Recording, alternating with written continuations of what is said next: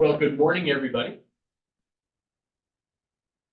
We're going to be green here in a day or two with all of this rain. It looks wonderful. Absolutely wonderful. Before we start, I'd just like to do a brief land acknowledgement to recognize that we are on traditional lands of many Indigenous groups who used to use this as their center of trading, and we need to respect and honor that past history. That past history has got a lot of negative points to it. So the land, acknowledging the origin of this land, is one of our ways to signify reconciliation. And that was an off the top of the head land acknowledgement as well. So everything today is off the top of the head. My friend Sonja is going to be presenting today, and she is from Meals on Wheels. And she's also very active in the community, because I sit on the Edmonton Age Friendly Alliance group with Sonja. So she's a registered dietitian who is interested on the impact of nutrition and overall health for seniors. Meals on Wheels delivers fresh, thoughtfully prepared meals, fosters communications, and promotes well-being. So thank you for the notes, Larry. Sonja, go ahead, start whenever you would like. Thank you. Good morning, everyone. I feel like it's probably appropriate to say go Oilers. I love Jim's jersey there this morning, so I know what we'll all be doing around 8:30 tonight. Welcome. Yeah, Eric asked me to share a presentation about Edmonton Meals on Wheels. I've been with the organization just over 2 years and have spent a lot of my time really working to expand our reach. So I'm excited to be here today and share with you as well about the work going on at Edmonton Meals on Wheels. You might recognize a different look to what you're seeing on the screen right now. And part of that is our hope to really bring forward Edmonton Meals on Wheels I'm so proud of the food that we prepare here. It's all from scratch. It's healthy, it looks great, it tastes great. And we have so many new clients that we're supporting each and every day that we're going to have to start considering whether this space is our future home or not. So, okay, so a little bit about us, as Eric mentioned. We are about nourishing communities and delivering those fresh, thoughtfully prepared meals and fostering connections and promoting well-being. So we're not just a drop-off delivery service. We spend time with our clients to understand who they are. Oftentimes, we are the first to, reach out to other network social agencies or, unfortunately, EMS from time to time. When a client is struggling. So we're really about that connection, and that I feel is our competitive advantage. Each and every day, our informal motto is everyone gets fed. So, if people have signed up for meals and they require our services, we make sure that we get there to deliver those meals. So who we serve, this is sort of a smattering of the key demographics that we might see and support. Overall, everybody has a barrier to nutritious food. So we don't have qualification requirements per se, but I would say that every client that we serve has a barrier of one sort or another. So we serve a lot of seniors, of course, new parents. That is an uptrend for us. So people that are struggling to eat nutritiously at a very important time of their lives.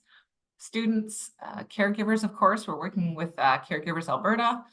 Busy families, individuals with reduced mobility, those that are returning home from hospital, people transitioning to various diets, because we do offer minced, pureed, soft, cut up, diabetic diets, renal diets, so a really broad range of nutritional needs, as well as individuals who may be vulnerable or have a low or fixed income. If you have any questions as we go along today, please don't hesitate to ask. Sometimes it might be easier to do so in the presentation, but I'll definitely hold some time at the end to answer any questions you might have. So a little bit about our fresh meal program. This is our biggest program here at Edmonton Meals on Wheels, and we serve over 300 meals a day in our fresh meal program. We have our security screen volunteers delivering those meals every day between the hours of 10:30 and 1. So a big part of our services is that our clients or a designate must be home or available to receive those meals. Because for food safety reasons, of course, we want to make sure that that food gets into a fridge or is consumed fairly quickly. All of our meals in the Fresh Daily Meal program are delivered chilled. So they would simply require, heating. Other ones, oftentimes in the summer now, we're offering meal-sized salads with protein and different things like that. So those ones, obviously, please don't heat. But for the most part, all of our meals do require a bit of a reheat. Our delivery support does serve as an informal wellness check. I'm also happy to say that we're working with the outreach support program through ESCC, that's been organized by ESCC, and they're doing some ride-alongs with us as well. So we're getting that outreach support built into some of our deliveries on a regular basis as well. There are no age restrictions or referrals required for our programs, and subsidies are available for people who qualify. And some dietary restrictions can be accommodated. The reason we say some is, we can't accommodate, dislikes or preferences, and things like no onions, no peppers. If somebody does have an allergy to items like that, that's also very hard for us to accommodate in our current facility. So, we do, where we can, accommodate dietary restrictions. For individuals that are interested in receiving fresh meals, we've got a fancy new website that makes it quite easy for people to demonstrate their interest. There's a short form, and then from that, one of our client coordinators reaches out directly to the individual. If people are uncomfortable with technology or just don't have access to technology, they can always call us and we can conduct that onboarding over the phone as well. We require about 48 hours notice for meals to go out. So if you're calling today, your first meal would be on Monday. We're open Monday through Friday. Meals for weekend nourishment get delivered on Friday for Saturday and Sunday. And as I mentioned, our meals are fresh and delivered chilled and just require heating. Again, some of our texture modifications are soft cut up, minced and pureed. I know a lot of people really appreciate, the cut up option. It makes life a lot easier. And then on the dietary side, as mentioned, we have gentle, diabetic, and renal. Gentle is just less acidic. So if somebody, is unable to eat things like tomato sauces or citrus items, that's what the gentle diet is. And we do have options for gluten-free, vegetarian or vegan, and halal within our frozen meal program. And I'll talk about that next. Our frozen meal program is definitely growing here at Edmonton Meals on Wheels, and I'm really excited by that. Not only do we serve about 200 meals in our frozen program each day, we also support a unhoused group at the Coliseum Inn through Enoch Cree Nation, and we serve about 80 to 100 meals there each day too.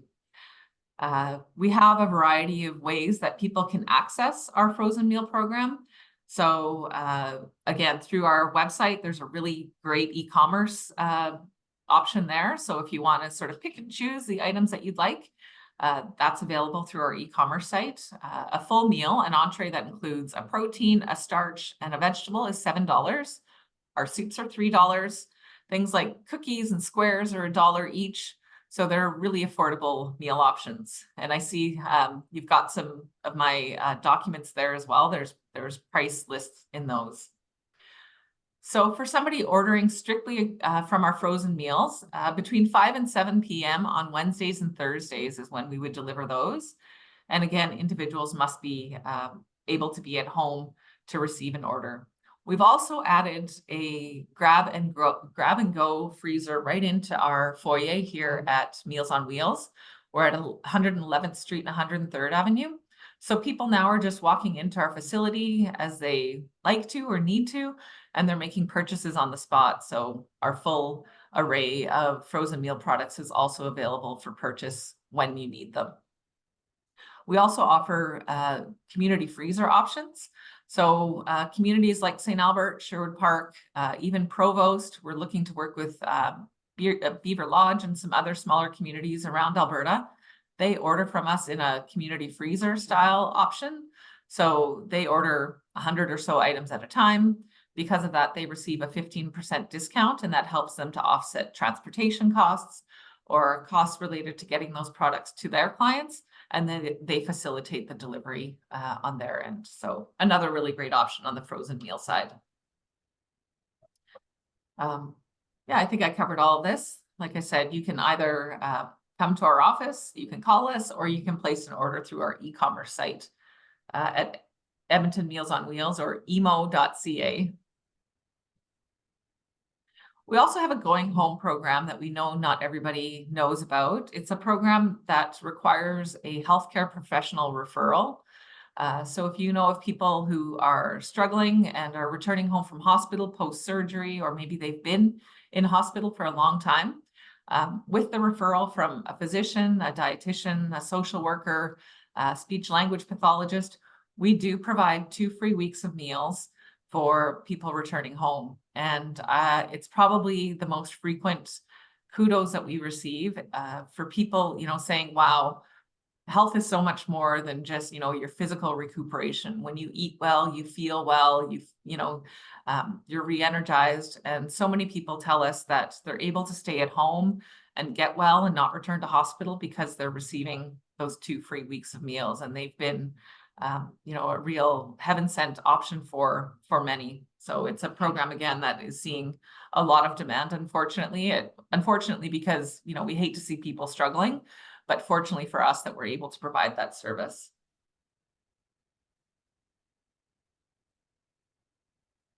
And then last, but definitely not least, something we wanted to touch on is our Friendly Caller program. And this is something as well that we've worked with Sage on. You may recall that Sage previously had a Friendly Caller program. And about a year ago, the funding that they had for their program no longer existed. So Karen and I talked, and Edmonton Meals on Wheels sort of moved the volunteers that supported the Sage Friendly Caller program over to Edmonton Meals on Wheels.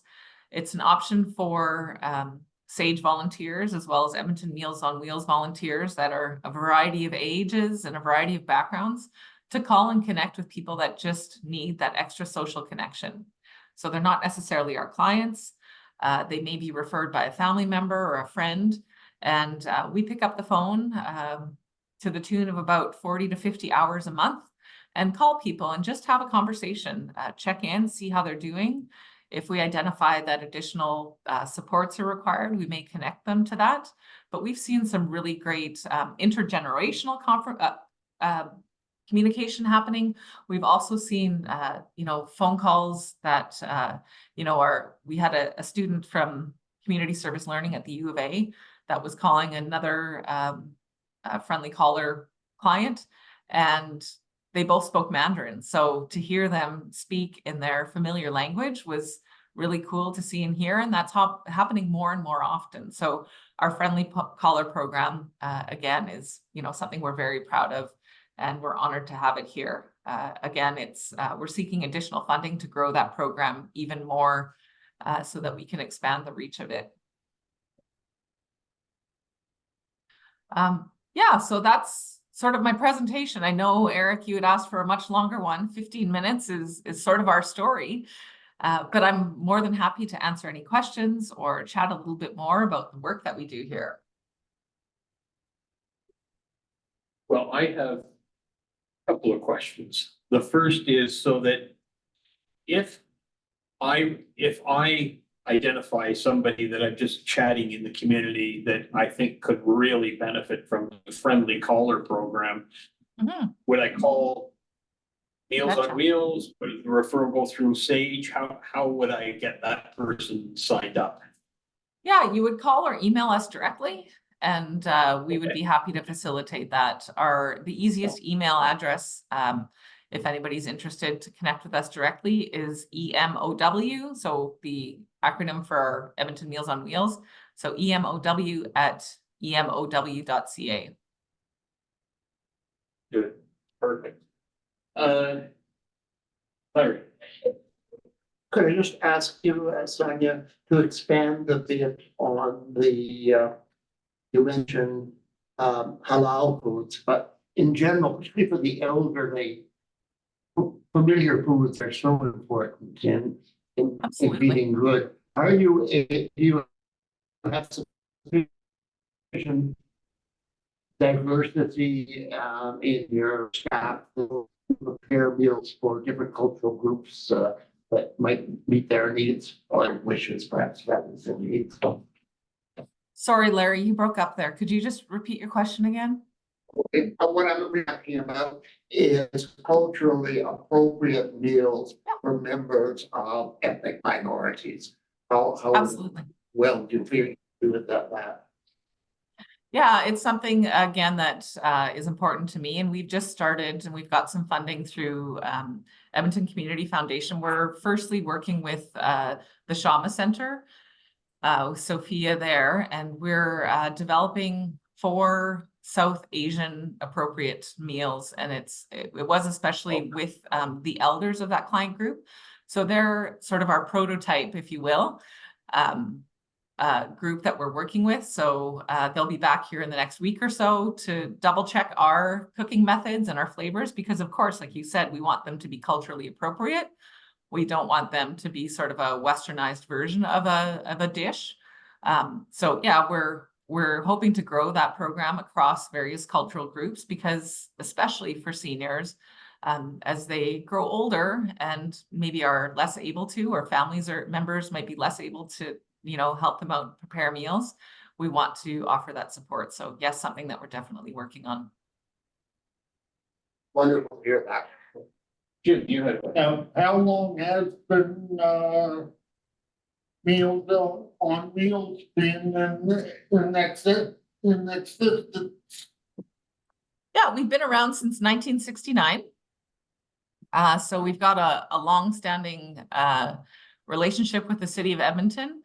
And we've been providing services and have continued to, we grew significantly through COVID, of course, and we're doing a lot of work with transitional housing, but post-COVID, we've really been trying to understand who we are and what the future looks like. And so that idea of expanding and reaching a variety of groups within the city has been on the forefront, I would say, since about 2023.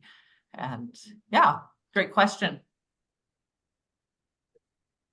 Michael. Yes, thanks. I'm in your neighborhood, a block and a half away, so I know you've been there since 1980. So I kind of think that as well. In fact, I've been there a couple of times when I was on city council. We went for a visit, and I think I turned over some lettuce or something, whatever. The question is, do you really put down by age in terms of whether the numbers are significant, like from 65 up, and less so with different age, whatever? Yeah, so over 80% of our clients are ages 55 or better. So we do have a significant number of clients who are older or aging in the city. I can't speak to the ones that are in the other communities outside of Edmonton, but definitely within Edmonton, a majority of our clients are seniors. And I know that you use a lot of volunteers, particularly to deliver. And how many? Yes. So how many volunteers do you usually have around to help, particularly with delivery? I know you have some also helping inside.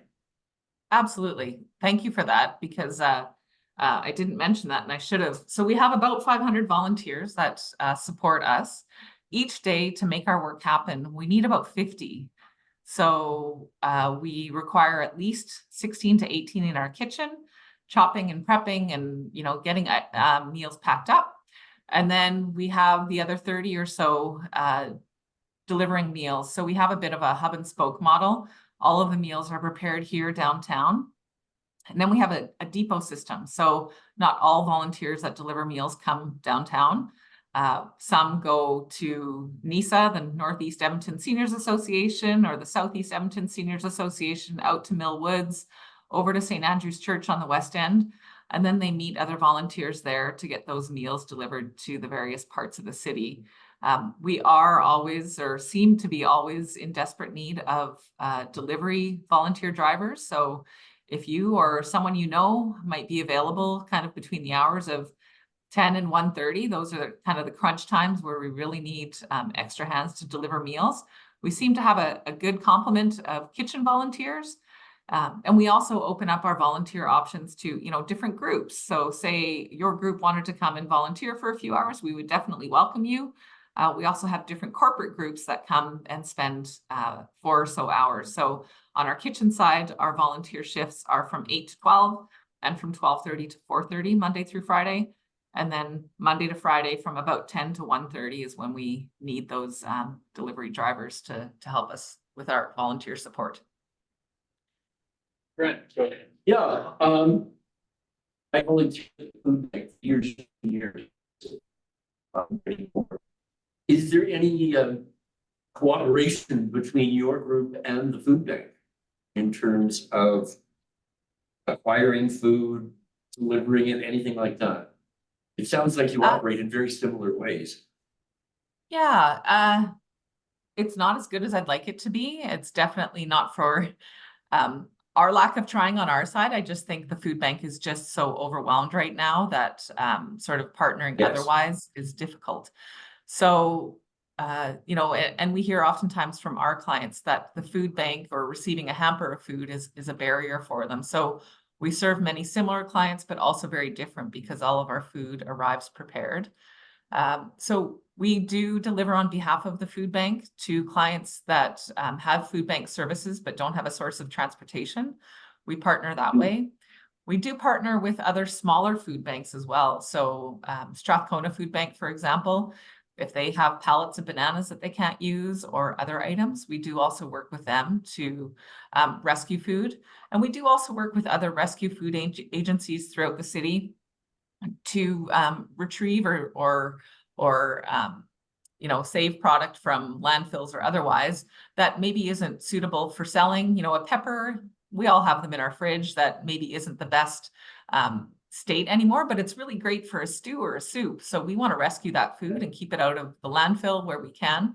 And so we do a lot of food rescue throughout the city as well. We also have what's called our Grow a Row program every spring and summer. We encourage, the public, our volunteers to, if they've got a garden and they have extra produce, or if they're in the midst of planting their garden right now, saving a row for Edmonton Meals on Wheels. And we're really excited by all the fresh produce that comes in that way and helps us keep our costs down as well. Got 2 questions, or 1 question, one comment. So for the drivers, would just be a question of going through a referral and then probably a vulnerable sector check through the police department to do that? Yeah, so we require a police information check with the vulnerable sector. Unfortunately, sometimes that takes a little bit, but we do require that for all of our volunteers because they're working directly with our clients.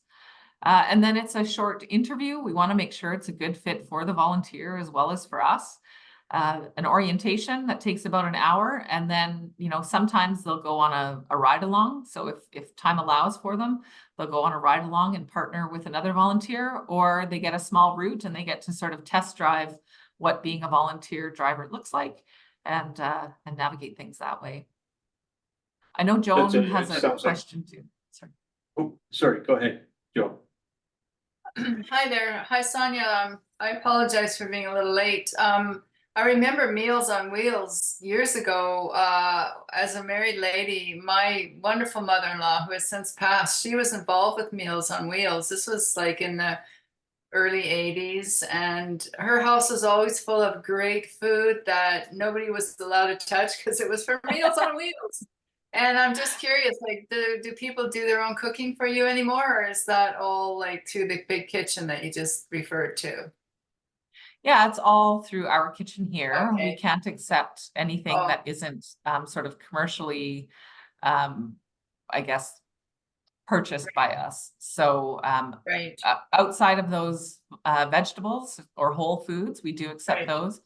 And from time to time, people might have extra pasta or rices, but they have to be sort of the raw form of those items, we do accept that, but they have to be in the commercial packaging. And that's again, just for risk and for food safety as well. Right.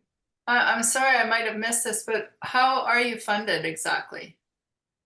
Yeah, we do have a fee for service model. So much of what we do also supports independence. So where people can pay, they do, and we keep our rates fairly low. I did bring along some program material, but $14.50 is sort of a 2-meal package that we offer, and that oftentimes people will enjoy for a full day because the portions are significant. For sure, that's a great price. Yeah, and as well, if people qualify for our subsidy program, they do receive a subsidy of about $4 a day as well. Beyond that, we have emergency funding, and that's through grants and donation. And we also have some other programs that are grant funded. We're working with Caregivers Alberta to provide meal service to caregivers right now. We have our Going Home program, and that one is completely free for the client that receives it. So, we have a multitude of services, but I'm proud to say that I feel, the meal options are fairly affordable. And oftentimes we hear from people that it's allowed them to maintain their independence. While they can't cook for themselves anymore, they appreciate, that they can still be independent and make their food choices. On our fresh meal program side, we launch a new calendar every month. So our meals aren't on rotation. Each month we take some time to truly think about what might be seasonal, what people might enjoy. So this summer, I'm very adamant that at least each month we have a burger on the menu, because what's better than a really great burger when, maybe you don't have a barbecue or you can't make one yourself. So I'm so happy that we get that. And I mentioned earlier, meal-sized salads and different things that are really great and people get excited about. And one last question. Thank you so much. How do you qualify? Like, if you know somebody that you think would be a candidate, how does that happen? A candidate for Meals on Wheels, like, do they just? There are no qualification requirements. Okay, nice. Yeah. Great. Yeah. So, and two, even looking at our frozen meal program, it's been so appreciated by many that, they save those meals for a rainy day or a day where they're not feeling themselves. So there's different options as well. Those frozen meals, can sit in your freezer for a month. And, we see people coming back time and again that, they enjoy taking advantage of that. So, right. Yeah. And the frozen meals have to be prepared in your kitchen, like they're not done by anybody else, right? They're all prepared here. Yeah, okay. Except for the gluten-free and halal items that I mentioned. Okay. We do have it's a big kitchen, but it isn't big enough for us to ensure allergen restrictions. So at this point, the gluten-free and halal items are brought in.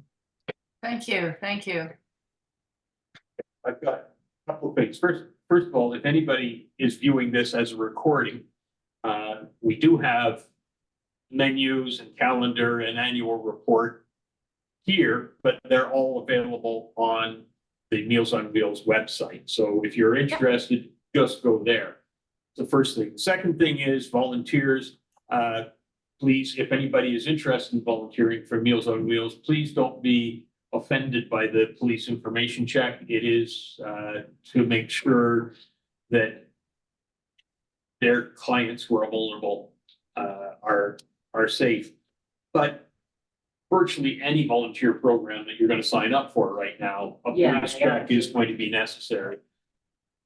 And the last piece, good Lord, I'm long-winded, but the last piece is, before this recording started, we were chatting about how much I love baking. But and I used to, years ago, Sage used to have a frozen food program. And I would, take home a couple of meals and just leave them in the freezer for those days that I didn't feel like baking. Last night, after I finished baking the cookies for today, I said, I just don't feel like cooking dinner. And so I had a not very nutritious, not very proper dinner. I'll be coming by your place because that's what I need to do. For those days where, I'm fully able-bodied and all the rest of it, but some days it just that's 4 or 6 o'clock at night, you just say, I don't feel like cooking. So those are there. I know I missed it. And I think Sage went out of that business about 5 or 6 years ago. And I've been looking for frozen meals ever since to have this emergency standbys. So I'm really happy that you have them. I will be coming by and picking some from your freezer. Larry. I'm thinking about your friendly visitor program, which seems a wonderful initiative. And I wonder whether it is in any way possible in an ideal world perhaps to actually have a communal meal for those isolated individuals so that you're not only making connections with your staff, but they're making connections with each other. Yeah, that's definitely something we can think about. We've done a bit of a twist on that to some extent, not so much a communal meal, but we've done, we call it our lunch and learn program. And again, there's so many segments of the work that we do that it's tough to touch on everything, but we also welcome community service learning students from the U of A, as well as students from Grant MacEwan to come and volunteer with us. And they take it's not an iPad, but it's a tablet.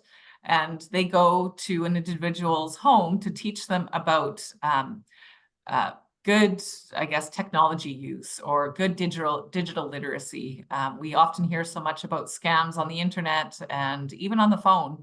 So these students will go to the home of the client with a meal in hand, and the two of them have lunch together and go through some modules about digital literacy, as well as, just again, building a relationship, one that's not, that's intentional, but it's not, with anything else in mind, but to help one another and to really connect. So I'm so proud of that project too.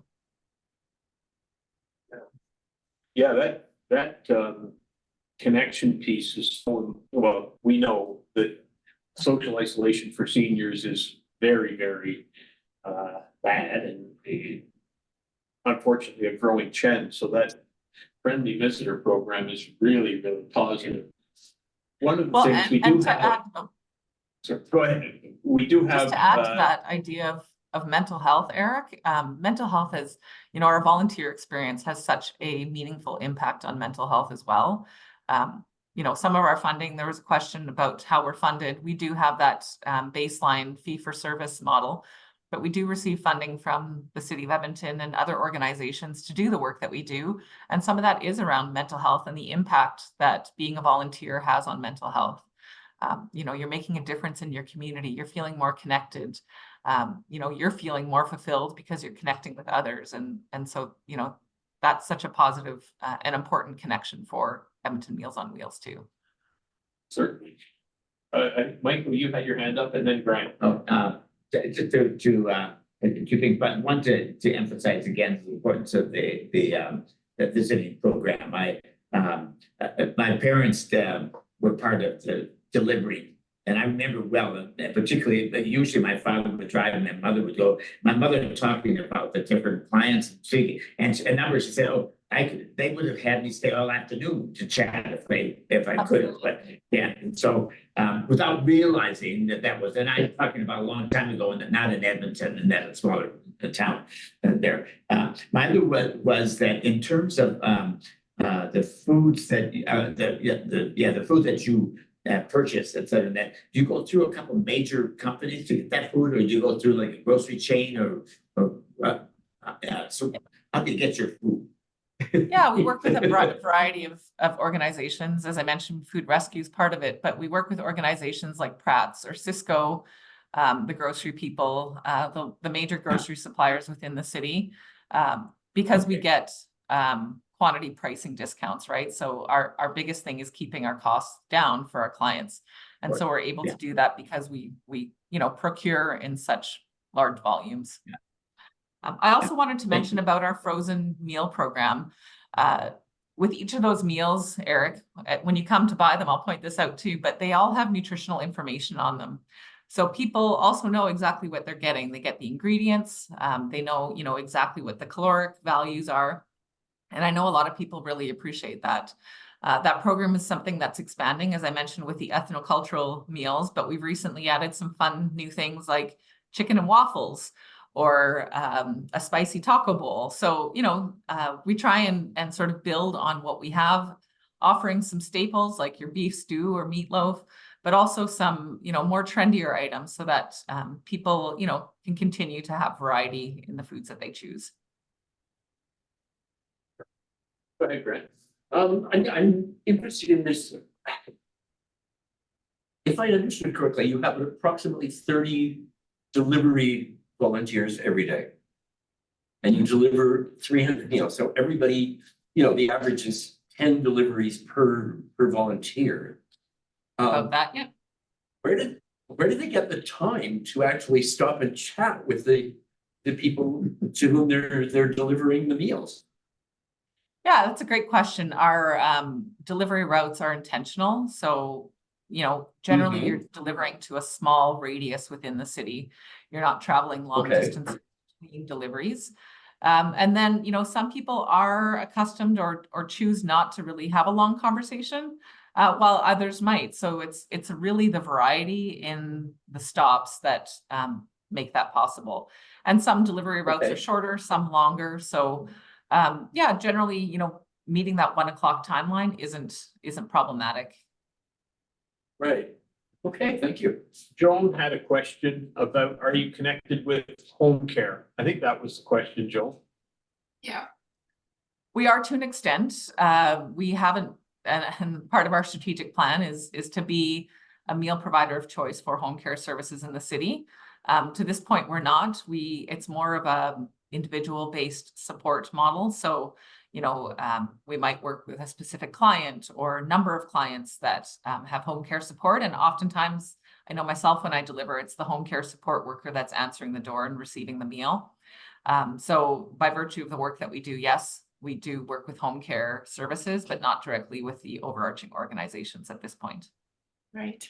And do you offer any rebates for people's gas expenses or anything like that? Okay, awesome. Yeah, we do pay mileage. Right now it's 50 cents a kilometer. We recognize it likely needs to be looked at again, but again, as a charity, it's anything's better than nothing. Right, of course. Yeah. I really do think that the friendly volunteer program is great. In terms of, do you keep track of how somebody got referred to Meals on Wheels, and can you give us an idea about where most of your referrals come from? We do track that. We've just moved over to a new software system where we've got that enhanced tracking. To say that I have that reporting right now, I don't, but we do track that, and it's on a client by client basis. So going into those client files, I can, identify how somebody's joined us. We will have more robust reporting in that regard going forward. Yeah, but given that, such a large percentage of your clientele are 55 plus, I imagine you've got a really good outreach program to the senior centers around town. Absolutely. The challenge is always connecting the person who really needs those services, but doesn't know that they exist. Yeah. So it's always a bit of a challenge that way, I'm sure. Yeah, where we can, we go to the various, not trade shows, but health and wellness sort of events. We were at Central Lion Seniors. We're going to a Muslim focused organization. I think it's next week. So we're always game to be at different events. So if any of you are connected to organizations where you feel our message might be appreciated, we're happy to take part. I also hope that, and I know that there's a warm glow around Edmonton Meals on Wheels within the city. So wherever we can do presentations like I am today, I hope that you might be sort of mini ambassadors for us. And if you have a friend or a loved one who you feel could benefit from our services or being a volunteer or any of the programs that we offer, please direct them to us. So often that warm handoff is the referral that we have for clients and for volunteers. Larry, you had it. I gather there are commercial for-profit food delivery services, they reach a quite different clientele than the clientele you're attempting to reach, so, or. Yeah, there's a number. I mean, is it a healthy relationship or a very competitive relationship, or just what roles do the two sorts of organizations play in globally, supplying food needs? I would say I would say, you know, the competitive advantage is different for every organization. You know, the High Dong's team over at the West End Seniors Association has a meal program, and you know, that's their sort of niche. But we also deliver to people in the West End of the city. So I wouldn't say there's no animosity or competition. It's more, how can we better support our community? Because as we've talked about here, there are people that are underserved still. So we're all trying our best to reach those that need the services. The other part is some are just that. They are just a meal delivery service. So again, going back to our competitive advantage of the connection and the support that we offer, I still feel strongly about that. And the fact that all of our meals are delivered fresh. So some of the, you know, competing organizations might deliver a frozen product as the only option, right? There's a place for frozen. We've talked about that. But for people that, you know, need that support on a daily basis, a fresh meal is, you know, one step closer to being ready and available. And, you know, it's just been prepared within the last 24 hours or so. So we're proud of that as well. So I think, you know, we each have our niches and, you know, a business model. But I think for Edmonton Meals on Wheels, you know, I'm proud of, you know, the service that we provide, the connection that we offer, and the local sort of advantage that we have in Edmonton. I have a question. I know that you said for fresh meal delivery it would require about 48 hours in advance to start that program. I have cataract surgery at the end of the month, and I was just thinking what I'm gonna do for the week after the surgery. Is it possible just to order meals? I want 3 meals that week and then that's it. I'll go back to, you know, my normal cooking. But is it a disruption to your process if somebody says, just for 1 week or 2 weeks, I want 2 meals or 3 meals or whatever it is? Is that a disruption, or is that something you can easily accommodate? We can accommodate that because there's a bit of an administrative burden to setting up a client and all of that. We do require a minimum of 1 week's meal service. So we can definitely do it for that. The other option, of course, is those frozen meals that we talked about. So you can go online at any point and purchase those and have them delivered. That can be a one and done, or it can be I'm going to do it this month and maybe 2 months from now and maybe 2 months after that. So on the fresh meal side, we do require that minimum of a week's worth of services. And that's good to know. But I think really, as able-bodied as some of my friends are, I do think that, you know, if somebody's cataract surgery is really minor, but if you're coming out of the hospital from some sort of surgery or procedure. Eric forgot to ask that he would like some wine with that. Yeah. Among your information that you left here, I didn't see your wine list. I'm sorry, I forgot to send it. Yeah. But seriously, I think it's something to keep in mind if you know that a friend is scheduled for some surgery or something, that maybe tell them, maybe you should give a call and arrange for meals for 2 or 3 weeks after you come out of the hospital. Because I know, as I say, I'm an able-bodied cook and I love cooking, but there's some days where I just don't feel like it. And nutrition, particularly at our stage of life, is extremely important. So I'm on your side. Thanks, Eric. There are so many, you know, barriers at the various stages of our life. And to be honest, I say often, I have a son who's in post-secondary school, plays hockey, isn't home a lot. I buy the frozen meals, and at 11 o'clock at night, I'd much rather hear him heating up a meal than making, you know, bacon and eggs from scratch in my kitchen when I'm trying to sleep. But for him, he also knows he's not stopping to pick something up. There's something nutritious and ready for him at home. and he just pops that meal out of the freezer and it's ready to go. So, you know, barriers are different for everyone. And I guess that idea of inclusivity around our services is very important for us. Yeah, that's good. Do we have any other questions? If not, thank you so much, Sonja. It's really, really good information to have. We will try to get as much information out to our friends and colleagues and neighbors as possible, because I think it's a very valuable program. Larry, do you have one? It really has been helpful to hear how much beyond simply a food delivery service you are, because that was the sense that I had until I heard your discussion. So thank you so much. Yes. And Eric, thank you so much for reaching out. I really appreciate it. As I mentioned, we do have that new website. It's got a wealth of information. So if you have time to check it out, I feel it's pretty user-friendly and easy to navigate to learn a little bit more of things I might not have already touched on today. I just thought, you know, somehow Edmonton Meals on Wheels, EMOW makes sense. But I just wanted to see if I could possibly rearrange the letter so that the website was meow. Oh, Well, we switched from Meals on Wheels Edmonton.org, which was a mouthful and nobody ever got right, to the EMOW.ca. So Perfect. hopefully it's easier. Thank you so much, Sonja. Really, really appreciate it. Thanks, everybody, for joining. Again, for those that are here, there's some information available. For anybody who's watching this online, just send us an email. We're more than happy to scan some things and send them out to you. Or you can go directly to the Meals on Wheels website, EMOW, right?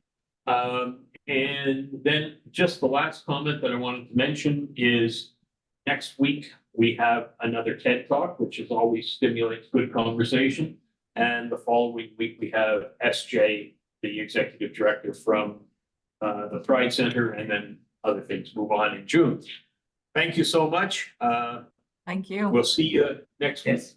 Okay. Sounds good. Bye-bye. Take care. Thanks, John. Bye. Okay. Yeah, come back when you have wine on the menu.